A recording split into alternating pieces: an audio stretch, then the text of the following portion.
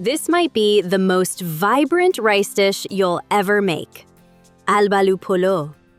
Saffron rice, sour cherries, and nuts all in one pot. In this video, we'll show you how to make this Persian classic easily at home. First, let's get the saffron ready.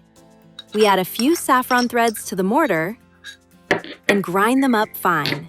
Then we put the powder into a small jar or pitcher. Now we drop in an ice cube and let it slowly melt. Once it's partly melted, we pour hot water on top, put the lid on, and let the saffron steep like tea. And that gives us this gorgeous deep red saffron infusion. Here's our rice, Persian rice. We add a little water and let it soak in salted water so it cooks faster, and the grains come out light and fluffy. Now let's move on to the albaloo, the sour cherries. We rinse them well and take out the pits. Then we sprinkle on a little sugar.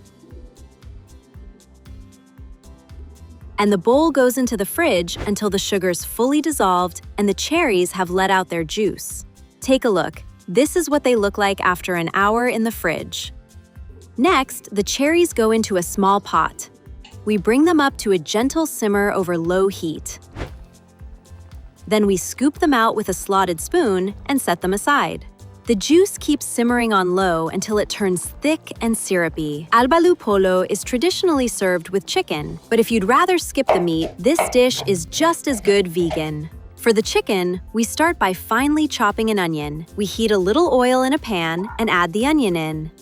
Once it turns golden, we season it with pepper and turmeric.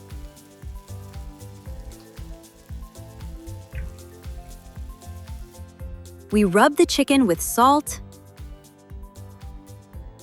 pepper, and turmeric and add it in with the onions.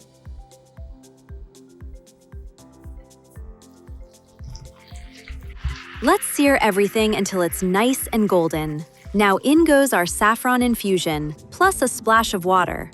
We put the lid on and let the chicken simmer over low heat. Now let's get back to the rice. We bring a big pot of water to a boil. The soaked rice goes in and cooks just until it still has a little bite. Then we drain it. Next comes the layering.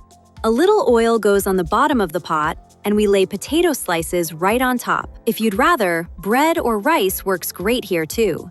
This is what gives us that crispy tadig later on. Now we layer the rice and cherries back and forth. Between each layer, we drizzle a bit of the cherry syrup. The last bit of rice goes on top. We cover the pot with a clean towel and seal the lid on tight. And now the rice steams. While that's happening, let's get the toppings ready. We soak our slivered almonds in a little rose water. Meanwhile, we melt some butter in a pan and toast the almonds and pistachios in it just for a minute or two.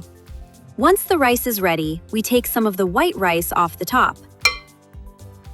We split it into two portions. One gets colored with saffron and the other with the cherry syrup. To plate it up, we spoon the albaloo polo onto a plate and top it with our colorful rice.